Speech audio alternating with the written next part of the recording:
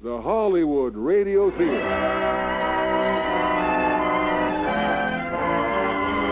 And now, the Hollywood Radio Theatre production of Saigon.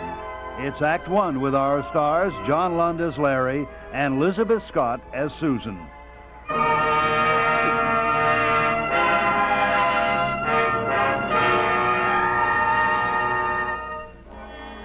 Shanghai, 1946. A United States Army field hospital. In the office of the chief surgeon...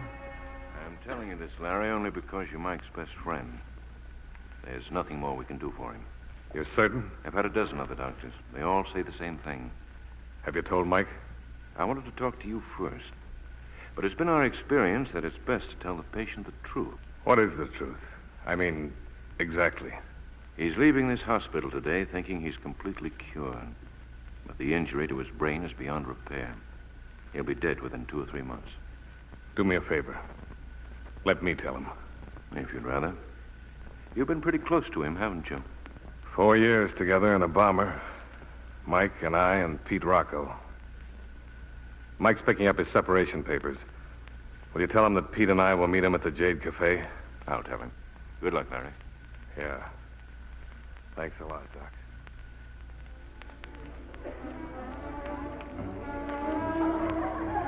Couldn't be rougher, Pete. They give him 3 months to live. Maybe sooner.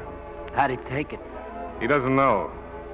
I told the doctor I'd tell him. How? How you gonna tell him? We're not going to tell him. But we ain't got the right to decide that.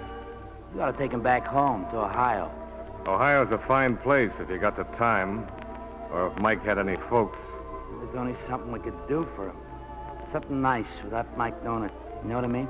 We're going to stick close to him, Pete. We're going to take those 3 months and we're going to pack him with 100 years of living. Good living. No rough spots, no bumps. Okay? Sure, okay. But what about the dough? Well, maybe I got the answer. You know that flying job I was telling you about? Wait a minute. Here he comes. A fine thing. You guys couldn't even wait till I got my separation papers. And where's my drink? Hey, bartender, give us another glass. Well, boys, I'm a civilian. But how come you told him I wanted to be separated here in Shanghai? Makes it easier on the poor taxpayers. You've been sponging off the government for years. Time you started shifting for yourself. Look, you guys didn't waive your transportation home just to wait around for me, did you? Why should we want to wait around for you? As a matter of fact, Pete and I have lined up a little flying job. Oh? We thought you might like to tag along. It's a quickie, see? And very good pay. Enough to buy a time for ourselves. You guys wait here. We're going to tie one on. I had better see the bartender. Hey, what's going on between you two, not wanting to go home? Look, does a college boy have to be a dope? Didn't they teach you nothing about life?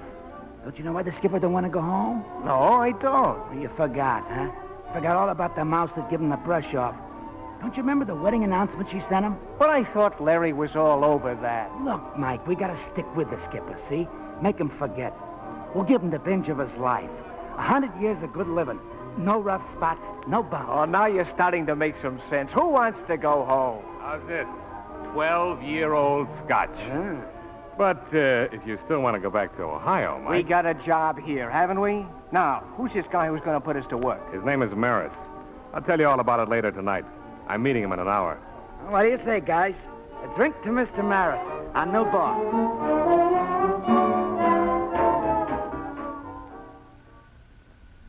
Come in, Major Briggs. Sit down, please. Oh, this is an associate of mine. His name is Simon. How do you do? Simon does not talk, but he listens very well.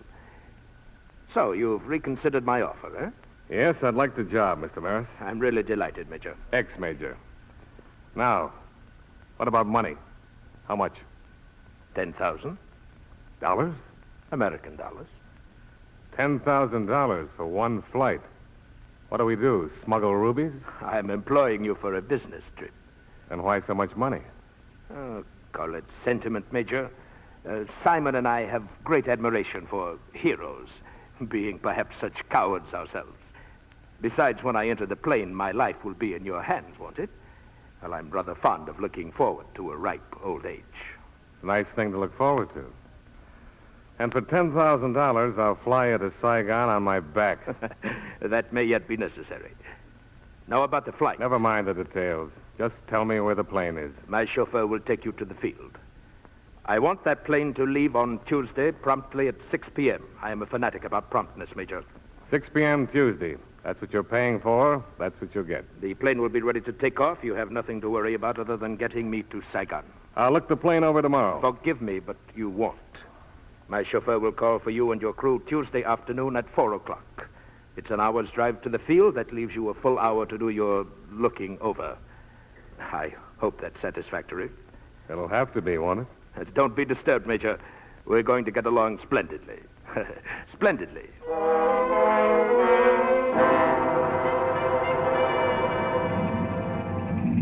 Engines seem okay, Skipper. Keep 'em idling? Yeah. 10 after 6. Our boss is really late. Well, it's an old Army plane, all right. But no insignias. I'm beginning to catch on why the 10 grand. Private field way out in the country. There's a car coming, Larry. Well, I guess we're all set. Get those blocks out under the wheels, Pete. Look who's getting out of the car. A mouse. She's alone. Where's Maris? Hey, maybe the whole deal's off. No, it's not off. She's carrying a bag and a briefcase. Will one of you take my bag, please? What's your hurry, sister? Hey, some chickie. I'll get her bag. What are you doing here?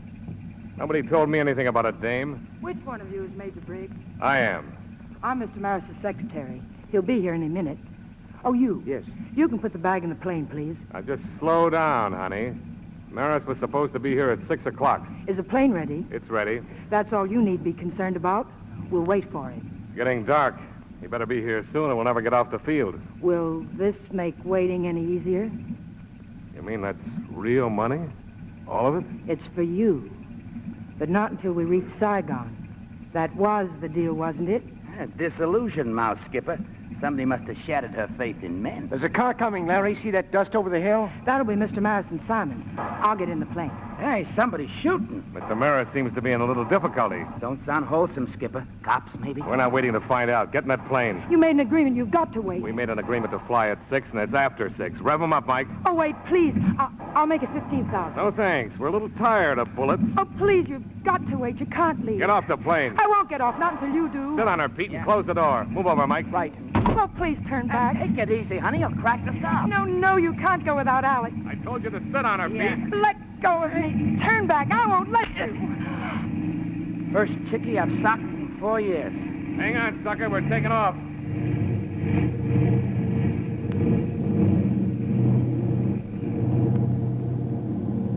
Holy smoke. That's some takeoff. We're off the ground, are we? How'd you ever get to be a major? How's the girl? Oh, she's okay. Well, did you have to hit her? Are you all right? Oh, sure. Just wonderful. I'm sorry. Where do we go now? Shanghai Airport? There are a few things we'd have to explain, and I don't think they'd believe us. We're going to Saigon. Saigon? Oh, now, just a minute. Our visa says Saigon. We made a deal, and we want to get paid. If you go to Saigon, Mr. Maris Look, will... Secretary, as soon as we land, I'd buy a newspaper if I were you and turn to the want ad. I have an awful feeling those shots back there were police bullets. You don't really know it was the police. No, but you do. That look in your eyes, honey. Why, you was real scared. Why don't you guys cut it out? Leave her alone. Thanks. Make her comfortable, Mike. Then let's see how we're doing.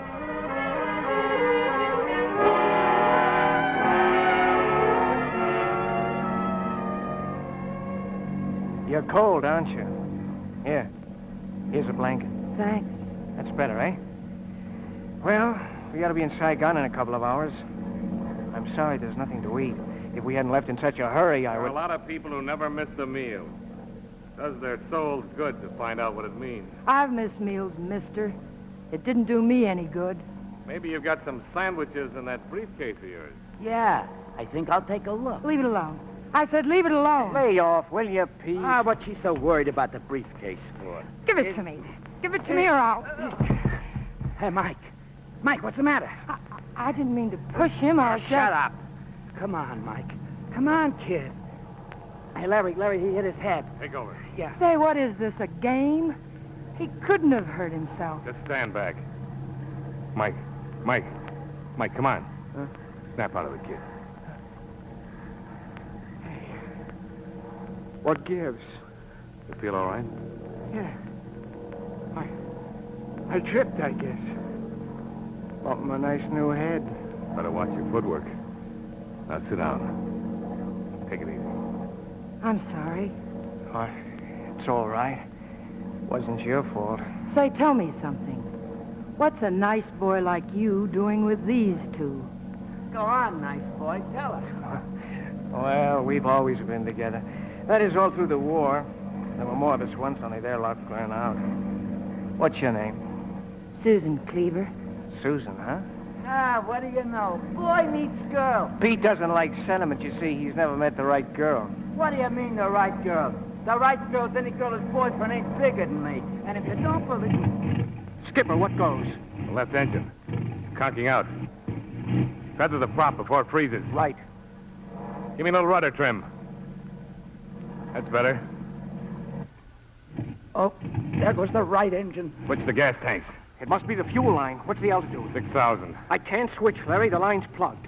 What happens now? You start praying. Get that door open, Pete. Drop everything that's not tied down. Low cloud, Skipper, full of holes. Wheels down? Now leave them up. We're liable to nose over. That's all farm country down below. Not much choice but a belly landing. Oh, I feel sick. The skipper can do it blind. Do you mind if he does it with his eyes open? Brace your feet and hold tight. We're coming in.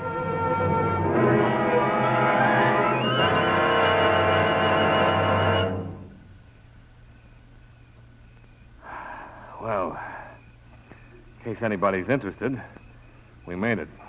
Boy, what a landing. Major Briggs, will you marry me? Where are we? A rice field. How lucky can we get? Well, let's get out. In that mud? Mud, she calls it. Wake up, sister. You're alive. Look, if it's a rice field, there must be natives. Grab our maps, Mike. I'll take our briefcase. Oh, no, you won't. You know, Miss Cleaver, maybe this job was worth $10,000 after all. Hey, here comes our ground crew. That leaves me with only one problem. How do you say hamburger with onions in Indochina? Domong! Domong! Rue de Gare! Dongdi! Well, what do you know? An educated mouse.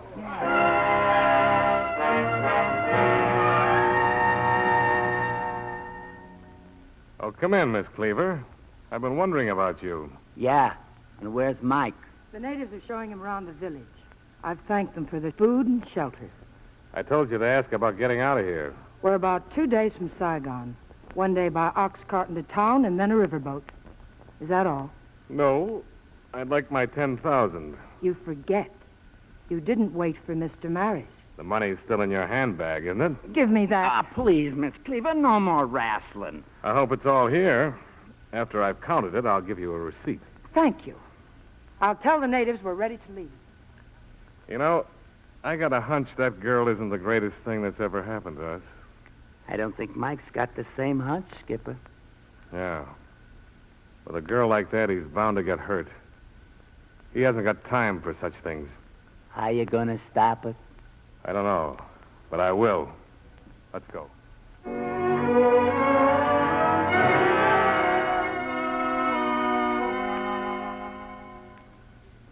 Hey, this is some town, huh?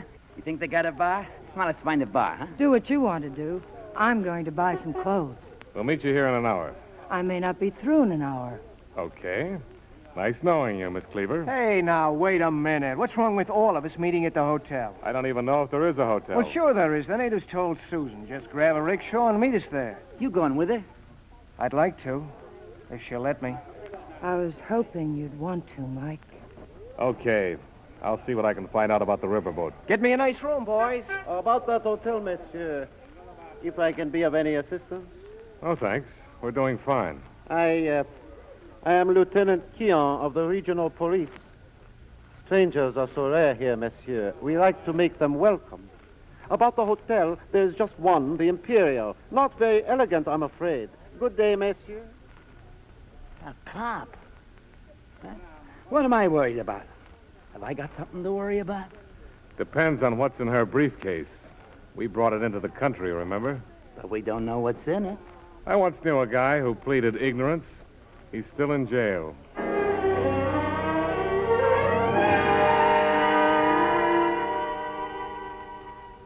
Hotel Imperial. Well, let's see if they got such a thing as a room clerk. Wait a minute. There's Mike. All set, Skipper. 3 rooms and a bath, the end of the hall. You here alone? Alone? No, Susan's in her room. Oh. No questions about luggage? Yeah, no trouble at all. Seems some fella'd stopped by from the regional police. Told the clerk to give us anything we wanted. Nice guy. Yeah, that's what I thought. Oh, these are for us. Police cards. We got to answer a lot of questions. Hmm. Kind of personal questions, aren't they? Routine. Everybody's got to fill them out. You know, I'd like to get a gander at the mouse's card. Cut out the mouse stuff. Her name's Susan.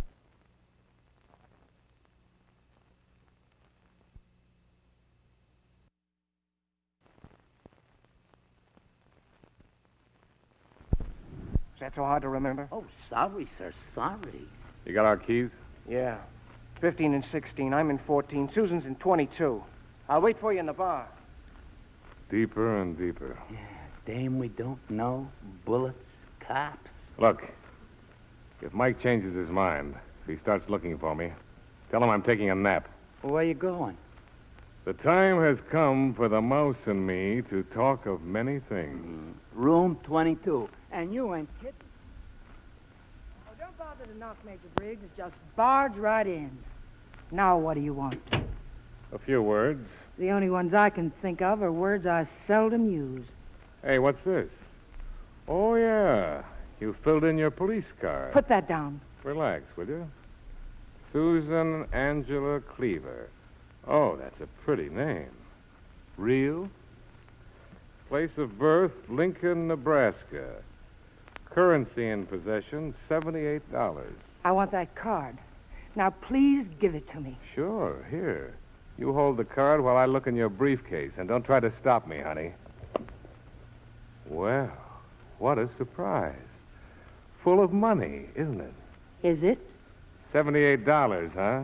Where did you learn to add? I didn't know what was in it. I was only told it was important. Oh, sure, sure.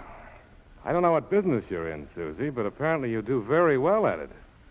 All except for little mistakes like trying to drag us into it. Oh, now, wait a minute. A minute's too long.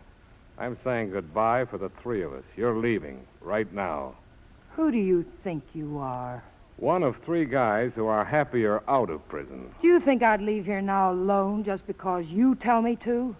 I could arrange for an escort. How about Lieutenant Keon? Where would I go at this hour? The riverboat, remember? It leaves in the morning, but you're getting on tonight. You scare easy, don't you, Major Briggs? Yeah. You've got your 10,000. You're rid of me. Now what? I'll look you up and tell you someday. In Lincoln, Nebraska.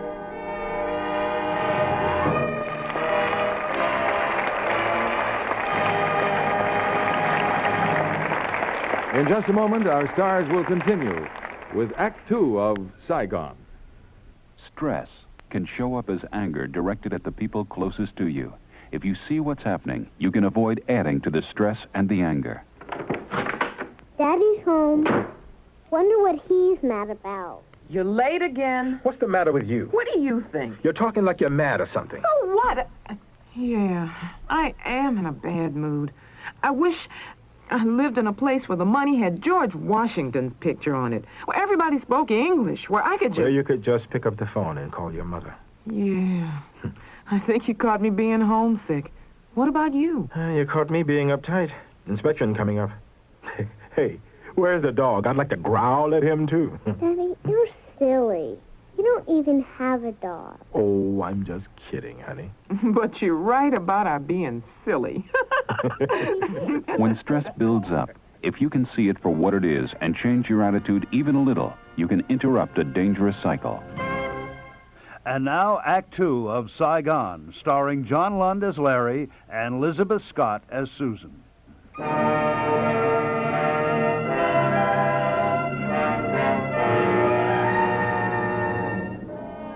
Larry and Pete are determined to keep Mike away from Susan Cleaver. And under Larry's threat to call the police, Susan has vanished from the hotel and gone aboard the riverboat. For 2 hours, Mike has been searching for her frantically. And now, in a native tea house... I just don't understand it, Larry. Why should she suddenly check out of the hotel and not say anything? Something's happened to her. Nothing's happened to her. Just that she didn't want to stick with us. That's right, kid. Why push ourselves where we ain't welcome? I kind of thought she liked me. And why would she run out? I know it sounds crazy, but I guess I've fallen for her, but good. And save the wisecracks, both of you. Okay. Where do we look now? Maybe she went back to the hotel while we've been gone, huh? Then let's go and find out. Good evening, monsieur. Oh. Good evening, Lieutenant. You're not leaving. Sure, you let me buy you a cup of tea? Sorry, Keon. I'm afraid we're in a hurry. Please forgive me if I insist.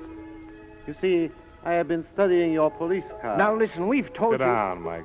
Thank you. You are Lawrence Briggs? Well? You brought a large sum of money into the country. It's on the card.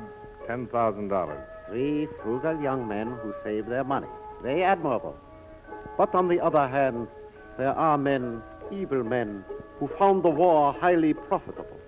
In return for dollars, for franc, pound, piastre, they traded human lives. Some of these men consider my country a safe place of refuge. They are greatly mistaken. Have you anything against us? Why, no, my dear friend. Well, in that case, I'm sorry we can't stay for tea. Would I be rude to ask where you are going? Back to the hotel. We haven't eaten yet. Would you care to join us? Unfortunately, I am hard at work. Oh, that's a pity, Lieutenant. Good night.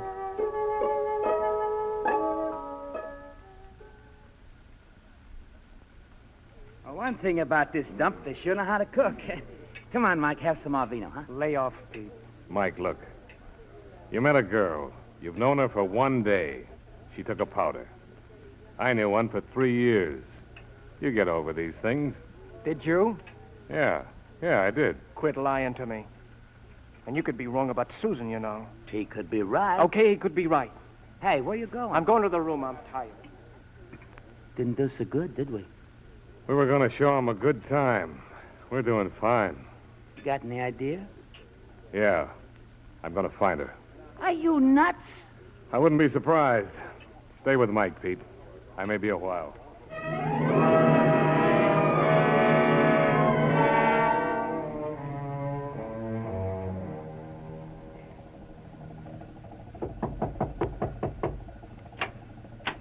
May I come in?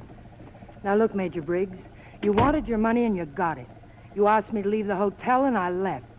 It's not that I like this luxury liner. It smells and it's hot and it's dirty. But I intend to stay on board, so leave me alone. I came to apologize. But I don't apologize easy, and you're not helping. You want something. Well, what is it? A truce. You know, we've gotten used to you. We miss you. You miss me. Oh, you and that big-mouthed sergeant. And Mike Perry. Oh, I see. Mike Perry. He's very fond of you. Odd, isn't it? Now get out of here. Oh, I'm not finished. I have a card here, a police card. Yours. It says currency in possession, $78. Now, we wouldn't want the police to know how poor you are at arithmetic, would Look, we? you gave me that routine before. That's why I'm on the boat, not at the hotel. I told you Mike values your company. I want him to have it. He's put you on a pedestal. Can't you see that? Well, I want you to stay there. You do? So we're coming aboard in the morning. We'll be with you on this riverboat to Saigon.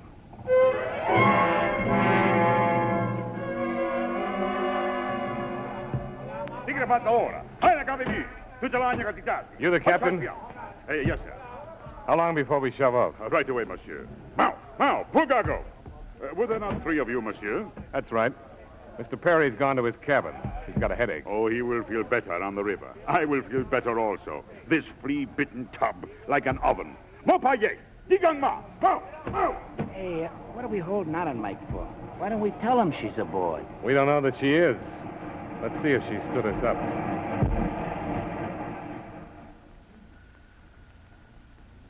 At least you knocked last night. Well? Just dropping by. Thought we'd say hello. Hey, that's some outfit. Gee, that's what I call a peachy maroony. Would you rather I'd worn a nurse's uniform? No, I wouldn't change a stitch. Look, it's not going to be so tough. Mike's a nice kid. When do I go to work? Give us 5 minutes. Mike doesn't know you're here. Won't be hard to find us, Miss Cleaver. We're the only passengers. Skipper! Pete, look who's here. It's her, Susie. Well, what do you know? Little Susie Cleaver. Yeah, you gave us quite a scare. We've been looking for you all over the whole... Look, fellas, well, you know how it is. Yeah. We're leaving. You don't know how happy you've made us, Miss Cleaver. We'll see you later.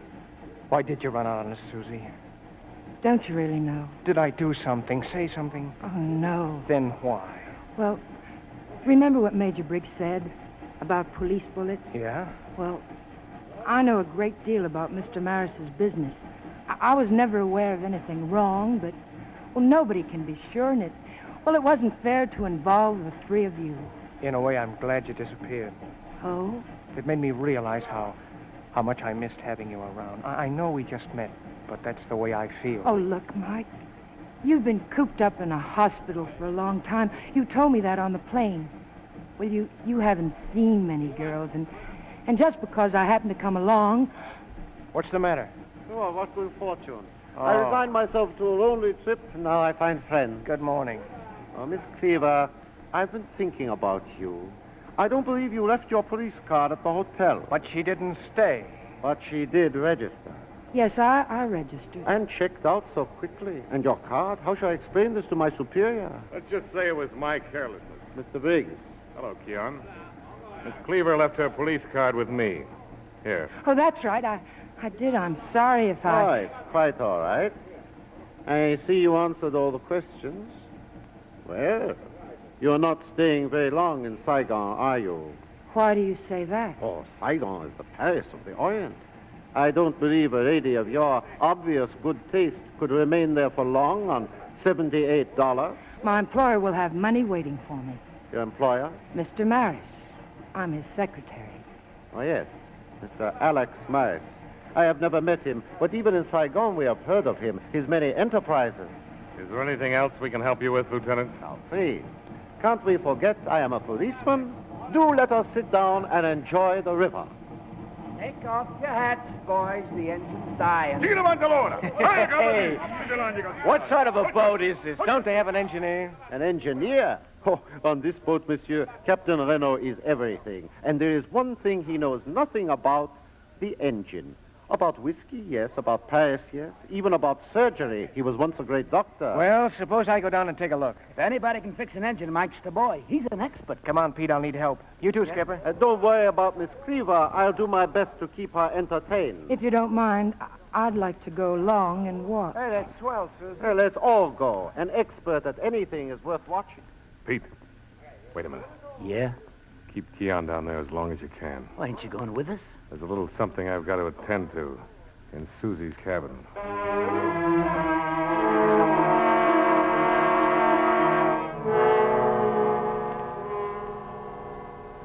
Hey, you. You at the wheel. Oui, monsieur. Where's the captain? He is still below, monsieur. They are working on the mechanism. You carry mail on this boat, don't you? Mail? Letters. Post. Oh, oui, monsieur. We hold contact. Much mail. Very fine mailboat. Yeah. I believe you. Now, look. This package. See that it's mailed. And here, for your trouble. Oh, merci, monsieur. Merci. Mille fois, monsieur. No mille talk, fois. see? Not to anyone. Just mail it. Larry, get down here, quick! What is it? It's Mike. He's blacked out again.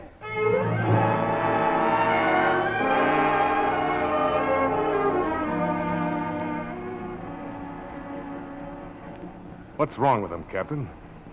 Well, can't you tell? Keon said you were a doctor. Oh, that was a long time ago, monsieur.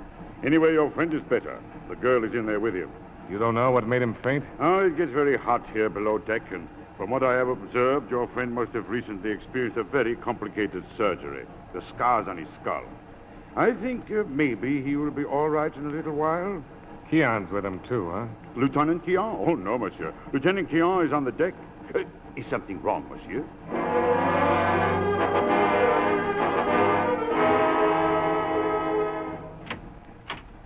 Hello, Lieutenant. Well, I hope you're finding what you're looking for. This is your cabin, isn't it?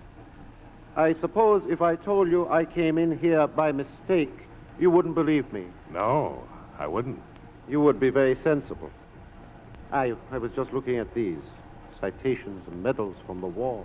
Help yourself. Believe me, had I known of their existence, I would not be guilty of this impertinence.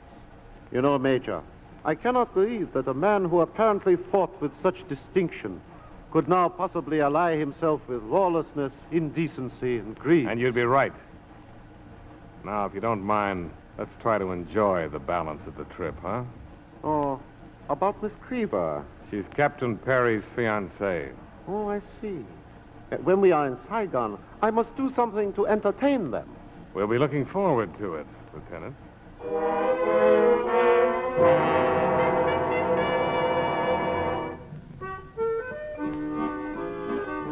Where'd you get the squeeze box, Pete?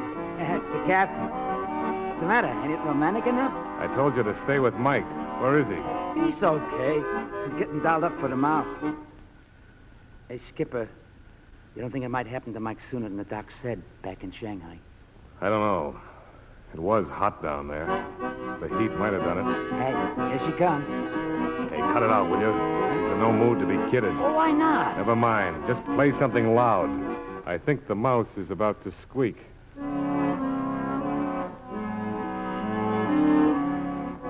Well, you said you wanted to see me alone? You thief. Come again. You dirty sneak thief.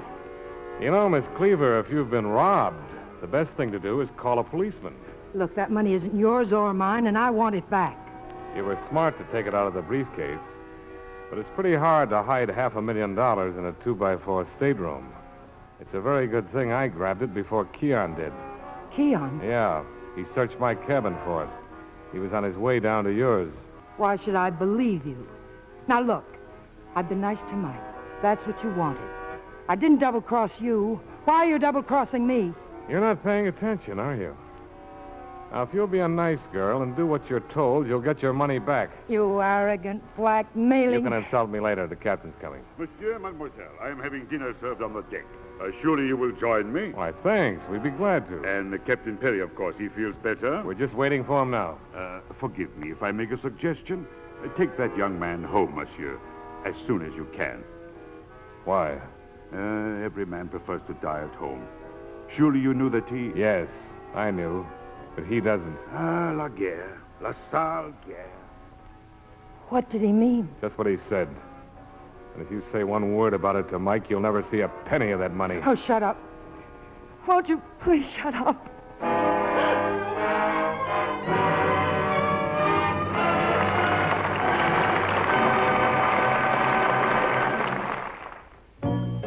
The Military Postal Service moves mail 7 days a week to over 70 countries worldwide. U.S. commercial aircraft and ships transport most military mail from the U.S. Publications and parcels which qualify travel by air when space is available through the SAM and PAL programs. Even the most isolated places receive mail, often by a combination of air, sea, and land transportation. The Military Postal Service, bringing the whole world closer to you. I know I have the right to say how I feel, and I feel right. We all have our duty, it's part of the deal, and that's all right. When you're proud, and I don't mind saying I'm proud about the way I'm playing this game called life. I'm doing what I feel is right, and I'm proud, yes, I'm proud. We're over here and home's over there, but that's okay. It's okay. 'Cause home or away, my duty is here for the USA. When you're proud, and I don't mind saying I'm proud about the way I'm playing this game called life. I'm doing what I feel is right, and I'm proud. Yes, I'm proud. I'm proud. Following the play, our star, Elizabeth Scott, will join us for a curtain call. Now it's Act 3 of Saigon, starring John Lund as Larry and Elizabeth Scott as Susan.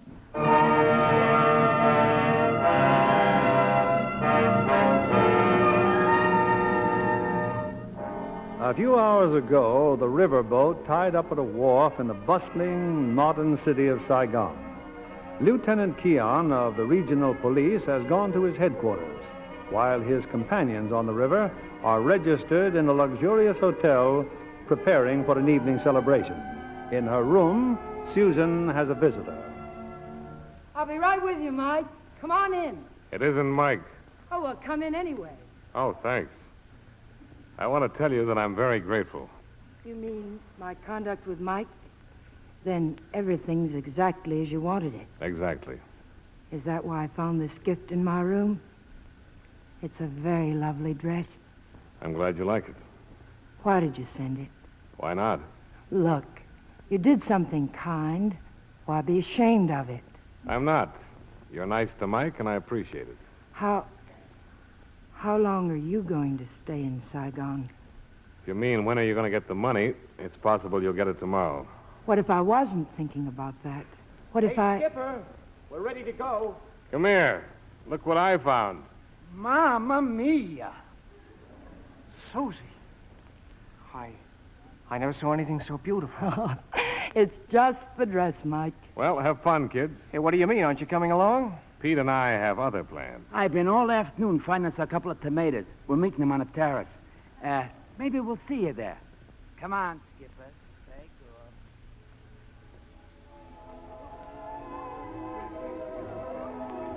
Oh, there's no doubt about it, Susie. You're dancing with the luckiest guy in the world. Lucky, Mike? You... Good friends, a pocket full of dough, my health, and wonderful company. Oh, hey, look, there they are, the Skipper and Pete. And friends. Let's buzz their table, eh? Hey, not bad. Say anything you want to, Mike. These mice don't understand English. Do you, sweetie? Very nice, I approve. They was lonely. Saigon debutantes. I was watching you, Mike. You and Susie cut a very nice rug. She's a wonderful dancer, Skipper. Are you going to take his word for it? Okay, Mike? Sure. Go ahead, just bring her back.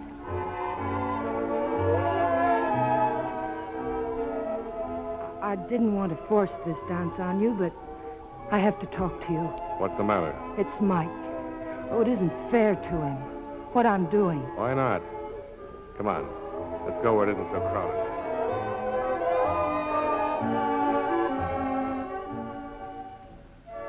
All right. It isn't fair to Mike. What about it?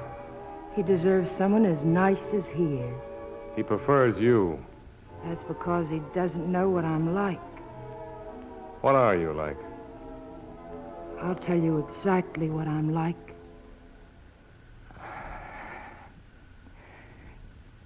Doesn't that kiss tell you, Larry? You see, I'm not like Mike. I'm like you. We've both been kicked around. That kiss. I could do better than that if I really wanted to. And I do. Hey, Skipper, I think maybe we ought to... Oh, so that's how it is. It's all right, Pete. I'm leaving. Well, Skip? Relax. Get the girls and let's get out of here.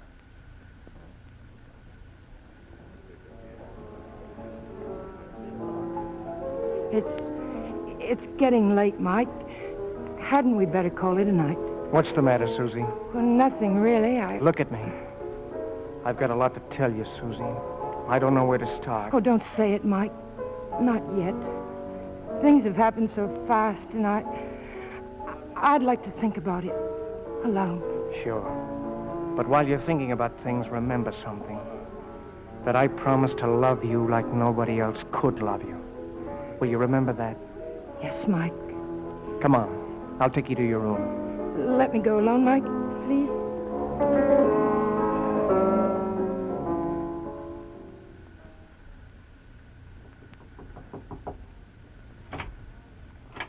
It's no hour to be knocking on your door, is it? Where's Mike? Still on the terrace. I just left him. Well? He wants me to marry him.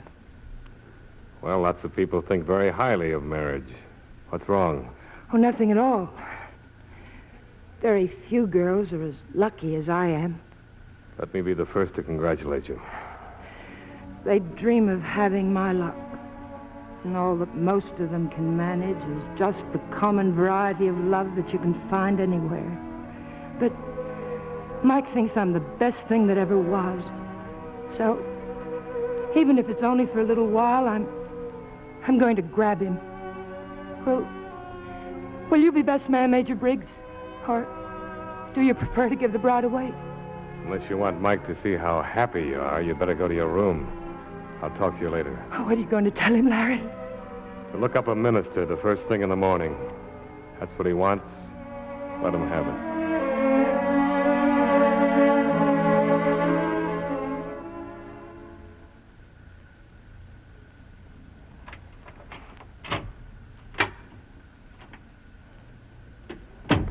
I've been waiting for you, Susan. Oh, Alex. I didn't mean to startle you. I could have waited until morning, but I knew you'd be anxious about me. But that shooting when we were at the plane... You thought I was dead. Yes. And you left without me. I did not like that. However, the briefcase is safe. It is, isn't it? The money's gone, Alex.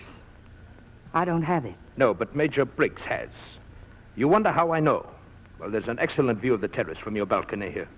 From early evening, I've been enjoying it. I'll get your money, Alex. My way. Susie, may I come in? Come in, Major. Maris. We were just talking about you. My favorite subject. Quite obviously, you did not expect to find me here. I came for my money, Major Briggs. It's in a safe place. But as to getting it, now that's something we'll have to talk about. I'm not really worried. I'll get it. And Susie knows how, don't you, Susie? Now, if you don't mind, I'll go back to my room. Just a moment.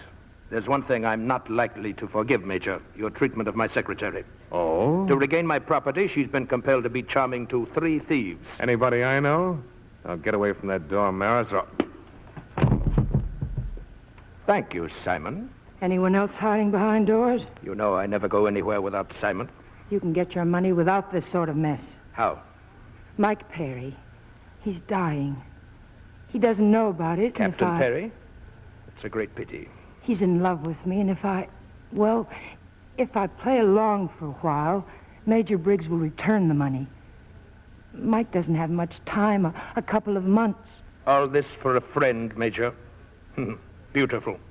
But I won't wait 2 months or even 2 days. You'll wait. Be sensible, Major. That's a gun in Simon's hand. And the situation can be clarified very simply. I'm sure that Captain Perry wouldn't want his attentions forced on Miss Cleaver. So were he to know that he's dying... Yes. We'll go to his room now and tell him. You'll tell him nothing. The money's in a package at the post office. Post office? I mailed it from the riverboat. It's addressed to me, care of General Delivery. I'll have to call for it in person. Well, in that case, we will adjourn to your room, Major. We'll keep company with you until the post office opens. Come along, Susan, dear. But if we're leaving in the morning, Alex, I'd better get some rest. If you'd rather. I can sleep easier now that I don't have to look forward to weeks of holding the infant's little hot hands. Good night, Alex, dear. Good night, Major. Sorry you can't join us in a glass of rat poison. You have an unfortunate way of irritating people, Major. Everyone seems to want to strike you. Even Susan.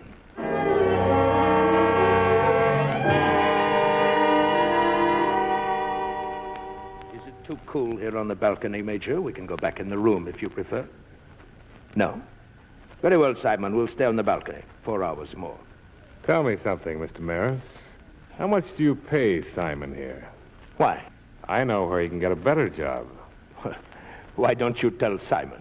Thank you, I will. Simon, this job pays very well. $500,000 for one night's work. $500,000. It's too bad Simon doesn't talk. I'm sure he'd like to say something. He doesn't have to say a word. All he has to do is stop pointing that gun at me and start pointing it at you. Well, Simon...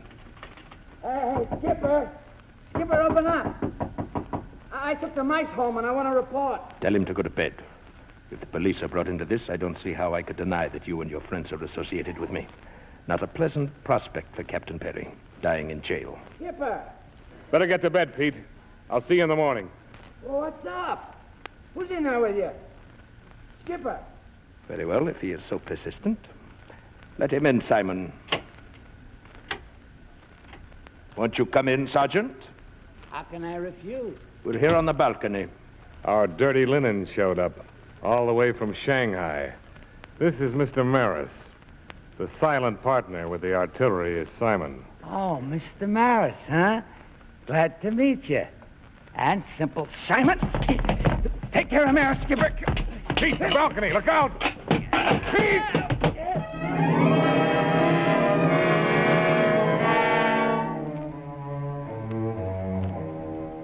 I am the hotel manager, Major Briggs. The police are returning. You are Mr. Chenock? Yes. Lieutenant Keon has asked that you continue to wait here in my office. What about Pete Rocco? How is he? I told you he was taken to the hospital. That's all I know. Oh, to think that such a thing would happen in this... Let me remind you once again, Major, my name for the time being is Chenock, and in case you're in the mood for exchanging confidences with Lieutenant Keon, remember that your friend's stupidity has served only to implicate you further. Don't worry, Maris. The police won't get you. Forgive me for being so long. There were several details I want to check on. What about Pete? Did you call the hospital? No, not yet. No. Just to refresh my memory, gentlemen. The first you knew of this quarrel between Sergeant Rocco and the deceased was when you heard the thud as they fell to the terrace. We both heard it. We were together at the time. Yes, of course, yes. What was the name again, sir? Simon. Edward Simon. I mean your name, sir. Chenock. Spelled with one N. Thank you, Mr. Chenock. Would you mind calling the hospital again, please? I asked them to ring us here if there was any change in Sergeant Rocco's condition. You know the sergeant intimately, Major. What motive could there be for such a quarrel? I don't know. We've been trying to figure it out ourselves, Lieutenant. Yes, thank you both. I'm sorry I detained you, Mr. Chenock. Oh, yes, with one N. You may go now. I suggest you remain in your room. Of course. Good night, Lieutenant. Now, what about Captain Perry? He's asleep. He doesn't know anything about this. He knows all about it, Major. One of my men is up there with him now. Mike had nothing to do with this. He never met Chenock and he never met Simon. So I understand. Just a routine questioning, Major. He won't be held. Yes? Yes, this is Keon. Yes, Doctor, I see. Thank you. Sergeant Rocco is dead. I'm truly sorry. Dead. Can I go there? To the hospital? Yes, I suppose so. Major, remember we spoke of Miss Cleveland's employer, Mr. Maris? Vaguely. Why? The Shanghai police are looking for him. Also for $500,000 that did not come from Mr. Maris's exporting business. Tell me about it some other time. We might never have heard of his collaboration with the enemy if, in his anxiety to leave Shanghai, he had not killed a policeman. Well, you may go now. I'll get Mike. He'll want to come with me to the hospital. It won't be easy telling him about Sergeant Rocco. I'd better go with you. Suit yourself.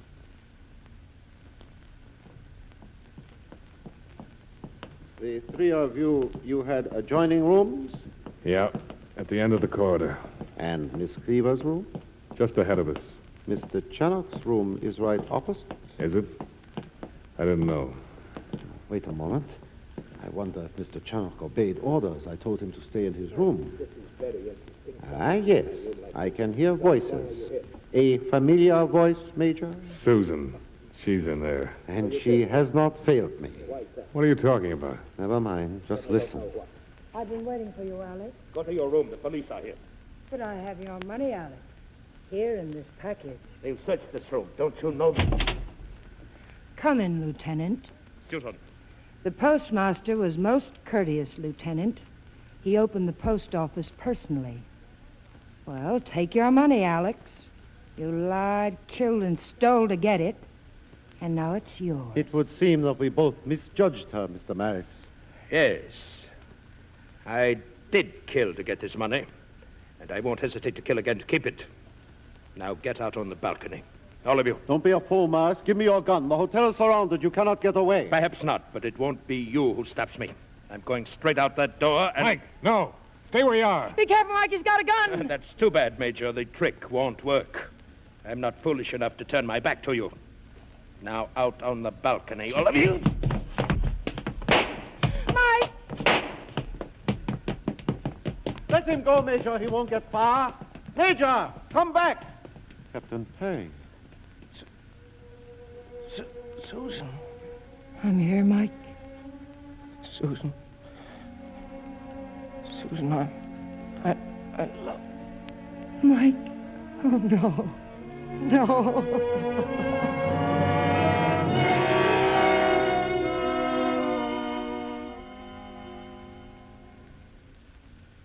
So if it's all right with you, Lieutenant, I want to leave Saigon. Now, this afternoon. You won't be detained. Thank you for getting Maris alive. He wouldn't be alive if your men hadn't... He's alive. Mike and Pete are dead. That's justice, isn't it? Yes, it is. At times, it can be very costly. Stop it. The trouble with us, Major, is that we love too many things. It complicates us. Once I was little more than a beggar. I loved no one, and so I hurt no one. I was loved by no one, so I was hurt by no one. I lived only for myself, so I needed no one but myself. I was the disciple of nothingness, emotional perfection, the one happy man. There's nothing else, Lieutenant. I'll say goodbye. I'm trying to help you. I'm not getting very far, am I? Let me only say this. You and your friends had plans, didn't you? I, too, had a plan to get Maris. I was going to let all of you work things out for me, all very nice and tied up in a pretty package. It seems I never learned that in every mortal plan, there is always the invisible hand. Not in his plans, Lieutenant. Now, Miss Cleaver. He knows just what he's going to do, and nothing can stop him. But here's one time it didn't work out that way, did it? Well, what do I do now? Why ask me? Why not? You're the man with all the answers. Yeah, sure. How does it feel to run out of answers? Just like us ordinary humans. Susie, please, please. Oh, Larry, don't. Don't blame yourself. This happened because it had to happen. Maybe if we try to find the answer, maybe if we try together. Together? Yeah. Maybe we can. If we try together.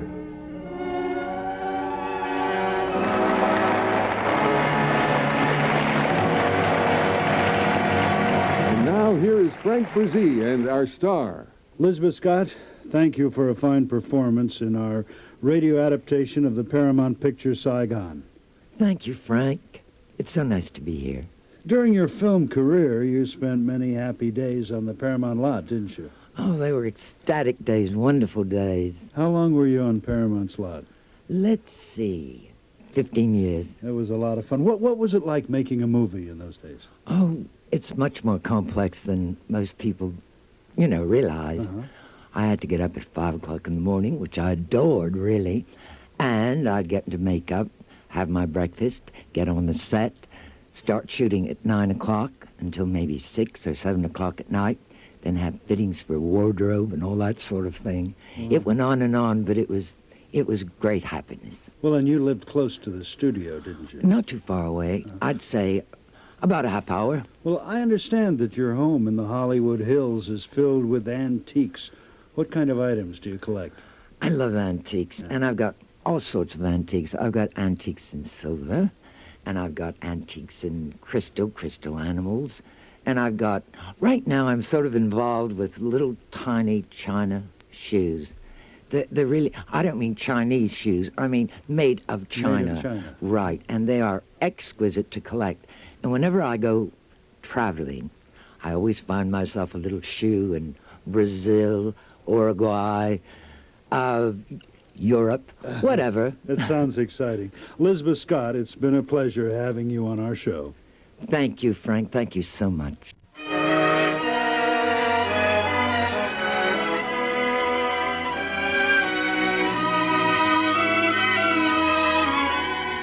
Thank you for joining me for another production of the Radio Theatre. This is Frank Brzee saying good night to you from Hollywood.